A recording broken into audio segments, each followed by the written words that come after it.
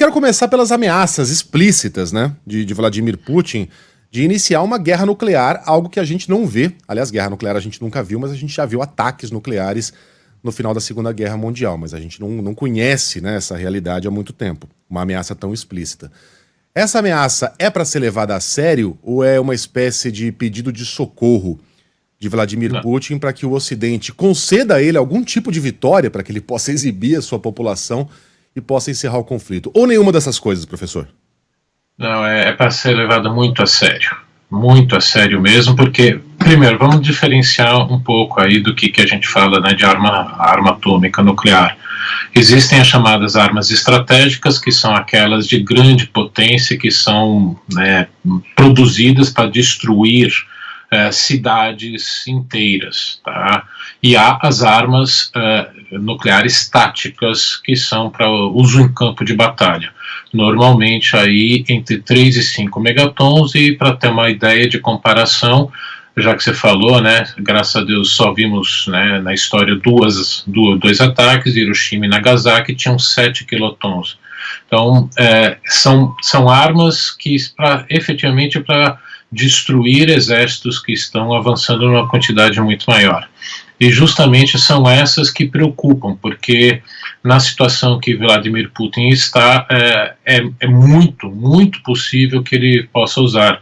Infelizmente, era uma brincadeira que eu sempre fazia em sala de aula e nunca pensei que fosse se tornar realidade. O problema de você entrar numa guerra contra a Rússia não é perder, é você começar a ganhar, porque eles vão apelar, e o russo, quando apela para uma violência cada vez maior, para trazer você para a mesa de negociação.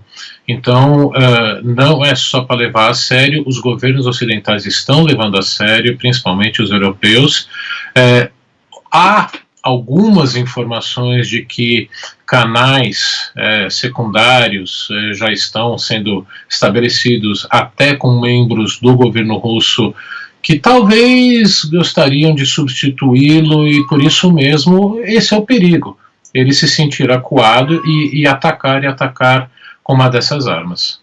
Agora, o mundo sempre confiou no chamado equilíbrio de Nash, né? Aquele que diz que se um lado iniciar um ataque nuclear, o outro lado responderá com um ataque mais forte e a gente chegará à aniquilação total do planeta, né? Uhum. Que não me parece ser o desejo de ninguém. Aliás, tem uma abreviatura para isso que é MAD, né? MAD, não por acaso... Mutual Assured Destruction. Exato, né? Destruição mútua assegurada, né? Que não por acaso MAD em inglês significa louco, porque você teria que ser um louco para iniciar um processo desses. Vladimir Putin se encararia, né? Se encaixaria nessa descrição, professor? Olha, ele se encaixa na destruição mútua assegurada, ou seja, ele não vai querer começar uma guerra nuclear estratégica contra os Estados Unidos, porque isso levaria ao fim da Rússia, da mãe Rússia, que ele tanto pretende proteger e entrar na história como o grande defensor da mãe Rússia. Então ele não quer ser aquele que enterrou a mãe Rússia. Então, esse é o ponto. Ele não vai começar, pelo menos ao que tudo indica, não, né, começaria uma guerra nuclear estratégica contra os Estados Unidos, que levaria não só à aniquilação dos dois lados, mas da vida como a gente conhece na Terra. Porque a capacidade destrutiva que os dois lados têm é muito grande. Eles têm a capacidade de destruir a Terra 16 vezes. Eu não errei. 16 vezes. Ou seja, é inconcebível qualquer um racionalmente partir para isso. Agora, ele lançar uma arma nuclear tática contra forças ucranianas que estão chegando perto do seu território, ou entrando em território que, como vocês falaram, estão passando por um processo hoje, né, literalmente hoje, de referendo, e, portanto, possivelmente a partir de amanhã ou segunda-feira, a Rússia vai considerar como território russo, ele pode usar sim. Então, esse é o ponto importante desses referendos. A Rússia vai considerar como território russo, pode atacar com arma nuclear, e tem o segundo ponto. Por ser território russo e estar sendo atacado, ele declarar uma mobilização total da Rússia. Então, esse fim de semana é um momento realmente muito importante para esse conflito. Professor, eu quero perguntar um pouco mais sobre o que está acontecendo nesse momento na Ucrânia, porque a gente teve alguns desdobramentos essa semana que podem ter repercussão na comunidade internacional do que já se sabe que ocorreu ali. Ontem, um grupo ucraniano denunciou uma vala comum encontrada em um território que estava dominado pelos russos e agora tem o domínio recuperado aí pelos ucranianos, com mais de 300 corpos e parte deles com sinais claros de tortura, enfim, uma série de violações ali concretamente mostradas nesses corpos. De que maneira isso pode impactar a comunidade internacional e até onde o senhor avalia que vai a conveniência dessa comunidade, porque a gente sabe que os direitos humanos são relativizados quando interessam? Bom, Gabriela, primeiro, definir o que é comunidade internacional. Nós usamos essa expressão como se representasse em todos os estados. Na verdade, a gente está normalmente falando do ponto de vista ocidental, os países ocidentais, fundamentalmente Europa, América do Norte, Japão, Austrália, Nova Zelândia e parte aqui até mesmo da América Latina. Só que a gente tem que olhar quantos países estão se abstendo de votações de condenação da Rússia. Então, esses fatos ocorreram, já há posicionamento de representantes das Nações Unidas afirmando que realmente grave masses, né, essas covas coletivas já foram achadas e que, portanto, passa a ser mais um dos instrumentos que o Ocidente está tentando colocar para conseguir apoio desses países que vêm se abstendo de votações para condenar a Rússia e efetivamente tentar isolá-la diplomaticamente. Porque a Rússia não está isolada, apesar dos discursos de muitos representantes dos Estados Unidos, dos países europeus, a Rússia não está isolada diplomaticamente e totalmente economicamente, como se fala, porque há países que apoiam, notoriamente, a China, a Índia, Irã e outros, mas esses países, por não se absterem, não condenarem, mantém essa aparência de que há uma disputa mesmo de versões, né, das narrativas, como dizem hoje em dia. Portanto, se efetivamente órgãos independentes das Nações Unidas conseguirem provar que foram cometidos esses assassinatos por russos e principalmente essas torturas, muito provavelmente vários governos possam mudar de lado e começar a condenar a Rússia. E pergunto ao senhor sobre essa convocação de reservistas. Eu ouvi alguns analistas internacionais essa semana conversando em um podcast e eles falavam que antes dessa convocação, né, essa conversa tinha sido gravada, eles falavam que uma das questões que fazia com que a Rússia tivesse dificuldade para manobrar a estratégia de guerra no território ucraniano era que a guerra tem um rastro burocrático, né? E que o Putin estava desviando desse rastro burocrático e ele não tinha oficialmente declarado uma guerra. Ele tinha decretado uma operação especial. E isso impunha algumas limitações dentro da Rússia, inclusive a convocação de reservistas, que agora ele fez. De que maneira isso pode mudar o desenho que a gente tem hoje do conflito no território ucraniano, o senhor avalia? Bom, Gabriela, efetivamente, com esses referendos acontecendo, né, e ninguém tem dúvida de que a votação para que essas regiões sejam anexadas à Rússia vai vencer e a apuração vai ser rapidíssima, só acho que não vai superar do TSE, mas vai ser rapidíssima, ou seja, tá ganha, tudo realmente uma fachada, e sendo, portanto, a partir do início dessa semana que vem, sendo territórios russos essas regiões, e tendo um ataque ucraniano como vem acontecendo, eles vêm, no momento que eles estão agora do conflito, quem tem a vantagem justamente o exército ucraniano, ele vai poder falar que a Rússia está sendo atacada e, portanto, aí partir para uma convocação geral, uma mobilização geral, e aí efetivamente implementar até mesmo se preciso for, lei marcial. Então, há essa aceleração desse processo político nessas regiões, que não se esperava que acontecesse agora, fosse um pouco mais para frente, mostra que a situação em campo de batalha para as forças russas não está nada bem. E, portanto, essa mobilização inicial e há alguns relatos de que está muito acima do que deveria ser, porque homens com uma idade acima do que normalmente se convocaria, ou seja, acima de 27 anos, homens com filhos, jovens que não prestaram serviço militar, estão sendo convocados. Então, há uma suspeita de que já estaria em andamento essa convocação para aproximadamente 1 milhão de soldados, que seria num caso de guerra efetivo. Portanto, como sempre, o Kremlin tem as suas nuances que escondem aí uma realidade. Recentemente, o governo russo lançou um vídeo, o senhor deve ter visto, utilizando até um raro momento de humor, né? Dizendo: visite a Rússia, venha para a Rússia tem campos magníficos, belezas naturais, uma extensão gigantesca, um povo maravilhoso, uma culinária incrível, palácios opulentos. Venha para a Rússia, o inverno está chegando, numa espécie de ameaça, né? Usando a frase lá do Game of Thrones, para quando o inverno chegar à Europa. Lembrando que a principal fornecedora de gás para a Europa Ocidental é a Rússia, né?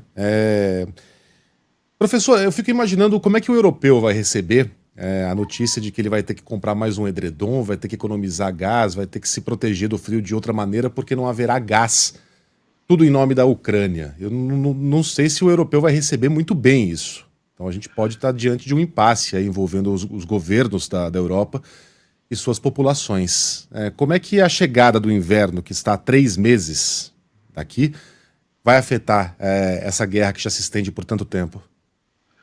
Bom, Megara, você tem toda a razão. Esse é o grande, eu ia falar objetivo, não, a grande tática de Putin. É tentar fazer com que o eleitor europeu, não esqueçamos isso, que o que importa é o eleitor ali, começar a se rebelar, levar a um voto de confiança nos governos que estão no poder agora e eleger partidos que sejam contra essa guerra e, se possível, partidos de direita, extrema-direita, como literalmente está para acontecer na Itália.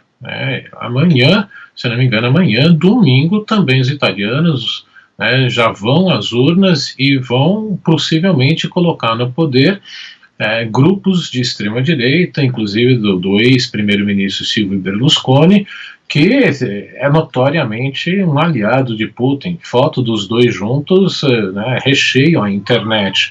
Portanto, essa é a tática de Putin, estender essa guerra para o inverno para que a Europa se divida.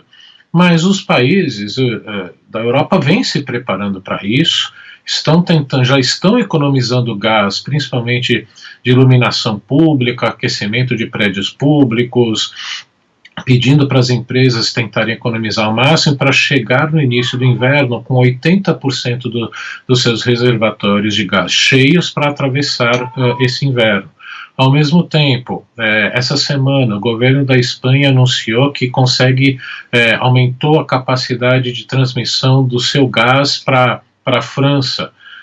O único gasoduto que existe entre os dois países, a Península Ibérica, não está tão ligada energeticamente ao restante do continente, e isso é importante porque a Espanha tem 6 portos em que consegue receber gás e, portanto, conseguiria aumentar essa transmissão. O governo alemão está reativando portos que no início dos anos 80 foram construídos para importar gás dos Estados Unidos, e justamente com o gás russo, esses portos acabaram em desuso porque o gás russo tinha um preço muito menor e, portanto, eles foram abandonados. Ou seja, os governos da Europa não estão parados. Essa tem sido, principalmente na Alemanha, a principal atenção deles, justamente entendendo que esse inverno vai ser crucial para manter esse apoio do eleitor à Ucrânia nessa guerra. E justamente nesse momento, todas essas covas com sepultamento coletivo, com tortura, com grandes mortes, isso pode ajudar esses governos, porque passa realmente a ideia de que, olha, é isso que nós estamos enfrentando, ou seja, um governo que não respeita os direitos humanos, que é aquele oposto do que nós, Europa, somos. Portanto, aí, início de inverno, o auge dele vai ser importantíssimo para a Europa manter a sua união. Professor, queria fazer uma pergunta sobre algumas particularidades que a guerra vai ganhando no momento em que a gente vive, né, na contemporaneidade, em que a gente tem uma mediatização muito diferente das coisas, a gente tem redes sociais para acessar uma série de informações, a gente tem uma campanha sendo feita de propaganda que também precisa chegar às redes sociais, esse conflito especificamente tem algumas particularidades que chamam a atenção. A gente já teve o Zelensky, presidente da Ucrânia, posando junto com a esposa para a capa da Vogue, uma espécie de fotos sensuais enquanto a população está morrendo. A gente tem isso aqui que eu vou compartilhar com vocês. Bayraktar. Bayraktar. Que parece uma música de festa, mas é uma música de guerra feita pela Ucrânia, em que Bayraktar, que eles evocam aí na música, é um drone, um avião militar não tripulado que tem sido fundamental para a Ucrânia vencer a guerra. E isso chega às pessoas, os ucranianos cantam e dançam essa música e meio que aumenta o moral das tropas e faz parte também da propaganda. Então quero perguntar sobre isso. Como é que essas estratégias de mídia hoje estão também sendo desenhadas junto com as estratégias de guerra sobre as quais a gente fala normalmente, de onde vão as tropas, que armas vão ser usadas, como é que elas vão se movimentar no território, como é que isso vai fazer parte da guerra nesse momento e que consequências isso tem ou pode ter para as lideranças que estão envolvidas no conflito? Bom, no início da década de 10, né, de 2010, um autor americano desenvolveu o conceito de guerra híbrida, em que você não tinha somente o embate militar físico dos exércitos como o que caracterizar como uma guerra, e que ele colocava que ações de governos, principalmente nas mídias, nos discursos e principalmente as redes sociais que estavam começando a crescer, já seriam o preparativo para uma invasão, até que veio em 2014 a invasão da Crimeia, né, com os chamados, né, os pequenos homens verdes, que foram os soldados russos que invadiram a Crimeia sem insígnias e que num levante total tomaram a Crimeia e essa parte leste da Ucrânia que está aí revoltada até hoje. Portanto, foi a concretização dessa denominação de guerra híbrida que virou esse grande exemplo. Os ocidentais aprenderam com isso. Não é à toa que o governo americano vinha, antes da invasão, no dia 24 de fevereiro, se adiantando no anúncio do que a Rússia viria a fazer, né, realmente expondo dados de inteligência que normalmente o governo americano nunca expunha, para justamente desarmar a articulação dessa narrativa russa, e que pegou o presidente Vladimir Putin desprevenido, que ele não esperava esse tipo de ação. E desde então vem dos dois lados esse embate dessas, eu não gosto muito dessa expressão, sou um pouco mais velho, né, narrativas, eu uso ainda as versões de cada lado, para tentar justificar e ter legitimidade. O que se esperava mais nesse conflito é que os cyberataques fossem ocorrer numa escala muito maior, e não tem ocorrido porque também a Ucrânia, muito conhecida, né, por hackers e terem essa capacidade de agir globalmente, se prepararam para isso e ajudaram o governo, e tem atacado o governo russo também. Outros grupos ocidentais, né, também têm atacado o governo russo de forma indireta pela internet. Agora, as redes sociais começaram a ser bloqueadas, principalmente fotos, porque existe o chamado, né, geolocalizador, que cada foto indicaria onde ela foi tirada. No início do conflito, alguns ocidentais que foram, né, voluntários lá para a Ucrânia publicaram fotos em centro, né, de treinamento, e foram atingidos, mortos todos, justamente porque as Forças Armadas russas se utilizaram disso. Então, por um lado, se nós temos essa cobertura muito maior, já que cada pessoa com o celular virou praticamente um repórter, por outro lado, para a segurança dos soldados, essas redes sociais são muito controladas para justamente não expor para o inimigo aonde eles estão localizados. Realmente é uma guerra moderna mesmo, no sentido de até pós-moderna, na verdade, em que todos participam e podem ser um repórter em tempo real. Estou vendo aqui, o Bayraktar TB2 é uma evolução do Bayraktar TB1, né, que foi fabricado a pedido do exército russo e teve o seu primeiro voo em 2014. Para quem está curioso, a Bayraktar se escreve assim, B-A-Y-R-A-K-T-A-R, beleza? Professor Gunter Hudzit, obrigado pela participação aqui na Band News FM. Obrigado por ter ficado tanto tempo conosco. A gente viu que tem um gatinho aqui que tá muito Putin, porque não tá conseguindo entrar no quarto. Ele tem. Essa não é minha, é do ouvinte. Vai lá abrir a porta pro gatinho. Bom sábado pro senhor, professor. Eu que